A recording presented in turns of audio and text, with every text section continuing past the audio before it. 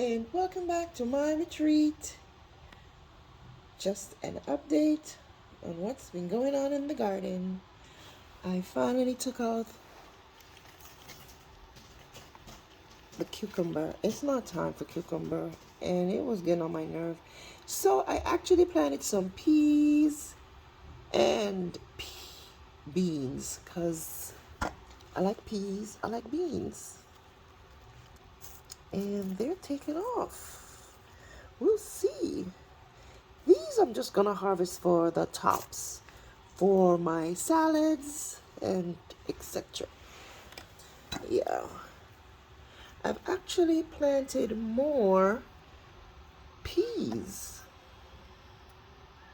elsewhere because I like peas. These are some dwarf peas. They're not supposed to grow too tall, and they're supposed to be really good producers of actual peas.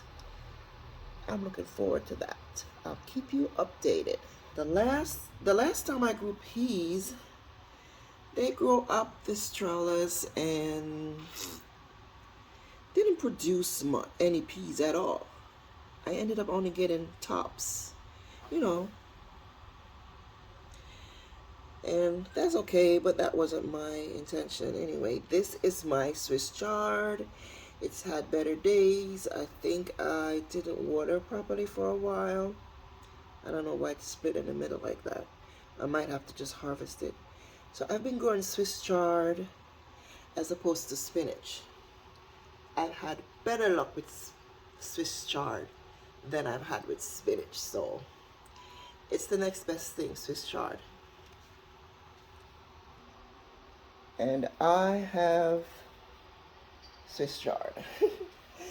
Let me tell you, I have Swiss chard everywhere because I would have spinach if they would come. Let me show you what happened with my spinach. You know how long I've been growing this spinach? One lousy spinach. You know how long it took? You know, people will say, oh, some people, I watch videos and they say, oh, spinach is easy and this is easy and that is easy. And let me tell you, until you've tried it, don't say it's easy. Don't believe it. It's different for everyone. Your environment is different. Yeah, but Swiss chard, I've had luck with Swiss chard. So I go Swiss chard. Now these babies, these beautiful things these are my lovely mustard greens. They're the red ones. They're young still. I just put them in a couple days ago and they perked up already.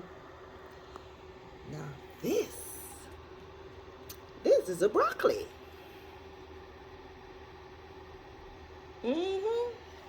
It's two of them. I'm waiting to see which one survives, which one's strongest, and eliminate the other, because only one can survive. I understand broccolis are great feeders, so it's gonna need all the space. This is my eggplant. My tomato is here. My eggplants have, well, you can see they've just taken off. I have eggplants and I have eggplants. And I still have blossoms too. So there's more to come, hopefully. Now this Tiny Tim tomato, unfortunately, or fortunately, I haven't decided yet. I can't decide. Shaded out by this eggplant. It was shaded out and still it's managed to not only stay alive but produce tomatoes. Yeah, I'm happy with that. I'm happy with my eggplant, so why not? This is my dill. It's growing. It's growing. Listen, it's the only herb I have growing. My mint died, everything else started and just didn't stay with me, didn't stick around.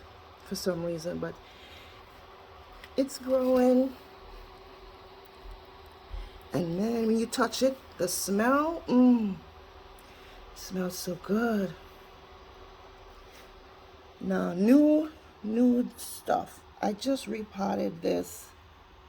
I think it's a kale, lacinato. I think that's what it is. I hope that's what it is. I'm terrible at labeling. I keep telling myself I'll do better next time, and I keep doing it again. But I think this is lacinato. Anyway, this is my okra. Updates coming soon. Okay, so also more Swiss chard and my curly kale. I need more kale. I planted these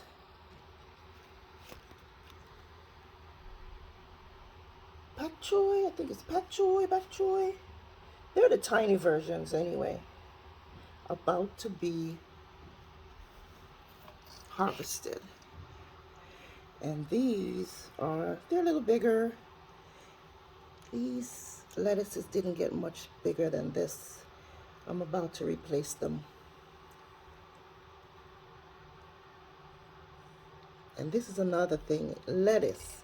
They're supposed to be so easy. But let me tell you, it's a hit and a miss for me with lettuce. I've had success, and then there's this.